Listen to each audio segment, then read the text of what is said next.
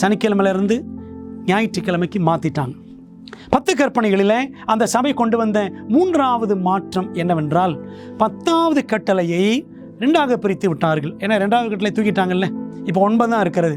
10வது கட்டளையை 2ஆக பிரித்தார்கள். பிறனுடைய மனைவி இச்சியாதிருப்பாயாக, இது 9வது கட்டளையாக.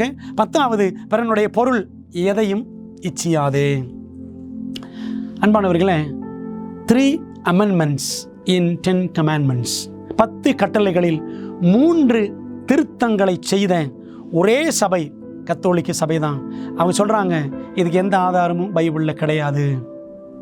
அது மட்டுமல்ல, இன்னும் சில காரியங்கள் சொல்லலாம். ஒரு நாள் நடுராத்திரி 12 மணிக்கு தொடங்குகிறது என்பது கத்தோலிக்க சபை கொண்டு வந்த ஒரு கோட்பாடு தான். பைபிளில் என்ன சொல்லுது?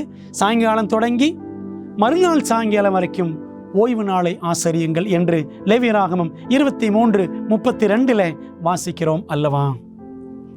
பிரியமான தேவ பிள்ளைகளே, இப்படி கர்த்தருடைய வேதாகமத்திற்கு எதிரான காரியங்களை இந்த மிருகம் போப்பு மார்க்கம் யுகங்கள் நெடுகிலும் செய்து கொண்டே இருக்கிறது.